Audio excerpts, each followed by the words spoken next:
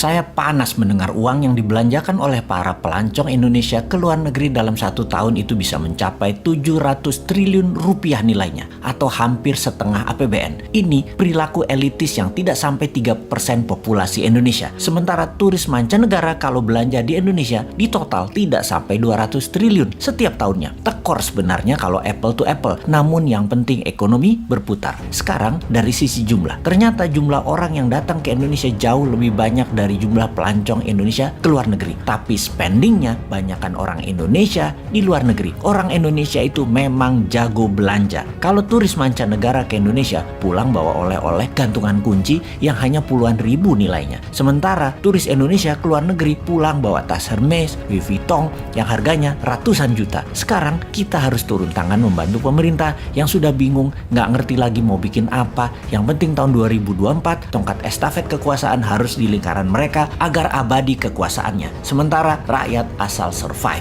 Toh rakyat sudah pinter, otopilot semua cari makannya. Bagaimana membantunya? Nah, ini bedanya New Mind dengan oposisi pengkritik yang bisanya oposisi itu lihat kejelekan pemerintah, tetapi nggak tahu juga solusinya apa. Kalaupun ada solusinya, hanya normatif. Kita lompat sebentar keluar topik, nanti balik lagi memutar ekonomi wisata agar tidak keluar negeri. Saat ini di media-media juga orang-orang di tempat tongkrongan membicarakan 2024 siapa presiden dan wapresnya Indonesia. Maka banyak nama digadang-gadang. Nama-nama itu modalnya gampang. Bayar aja lembaga survei untuk memasukkan nama mereka, walaupun mereka hanya 1 di antara 10 orang. Pokoknya masuk aja nama mereka dulu. Lalu mulai dibangun citra mereka masing-masing. Yang hebatnya, siapapun mereka itu, tanya satu hal. Konsep bernegaranya apa ketika nanti mereka memimpin negara? Maka jawaban mereka pasti normatif, pasti umum-umum saja, seperti stop import, stop hutang, pro UKM, dan lain sebagainya. Dan faktanya nanti ketika menjabat, semuanya tidak bisa dijalankan karena tidak tahu bagaimana caranya. Mereka semua itu hanya manuver politik dan di otaknya hanya bagaimana menjadi populer dan bagaimana menang mendapatkan kursi di 2024. Mek ngono tok. Hebatnya adalah narasinya bisa membuat rakyat percaya. Oh ya, ini bukan promosi Bosman yang ternyata sudah lengkap cara dan strategi bernegaranya. Bukan loh ya. Bosman bukan mau jadi presiden. Bosman mau jadi lord. Wes, jelas yo. Ini semua buat nyindirin positif. Kita nyindir incumbent, nyindir yang cari popularitas di tahun 2024 dan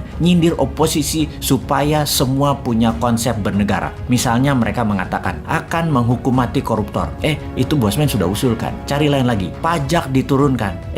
Bosman juga sudah duluan sejak 3 tahun yang lalu ngomong itu. Tutup selat di Indonesia. Wah, itu mah program Bosman. Bunga bank 0%. Itu juga Bosman yang punya program. Mati nggak lo para kandidat presiden semua? Konsepnya Bosman sudah duluan sebut beserta caranya. Mati gaya aja lo. Ya mending jadiin Bosman lord. Mulai paham nakalnya si Sontoloyo ini. Jadi cara mereka paling top ya paling masuk gorong-gorong, masuk ke podcast populer, sebanyak mungkin diliput media kegiatannya. Tapi ya garing. Viewer di sosmed mereka paling hanya ribuan. Tidak mungkin sampai puluhan bahkan ratusan atau jutaan viewer. Kalau mau jutaan ya ke Deddy Corbuzier paling. Oke, kita kembali ke topik bagaimana membuat 700 triliun itu ada di Indonesia aja. Sebagai acuan, cerita Dior dan Vuitton, jadi wisata itu kekuatannya bukan ekowisatanya alias lokasinya yang kuat, tetapi harus ada kekuatan penunjang seperti kuliner, event atau peristiwa, tradisi, budaya, keramahan sarana toilet, kesehatan, dan pelayanan yang prima. Tentunya produk kelas dunia berharga mahal karena langka dan unik. Sungguh, event, tradisi, budaya, dan experience pengalaman adalah yang paling powerful membuat turis kembali. Bagaimana kalau kita buat semuanya? Kita buat event, tradisi, budaya, kuliner, produk UMKM, kelas dunia di seluruh Indonesia, plus gamifikasi yang berhadiah miliaran. Traveling di Indonesia, misalnya ke Jogja, ke Toba, modalnya per orang katakanlah 3 hari 1 juta rupiah. Ternyata bisa mendapat hadiah ratusan juta. Kalaupun nggak menang, nggak dapat hadiah gamifikasi, tetap dapat menikmati pengalaman pesona Indonesia. Untuk hal ini, kita luncurkan segera produknya. Tenang, New Mind selalu ada solusinya.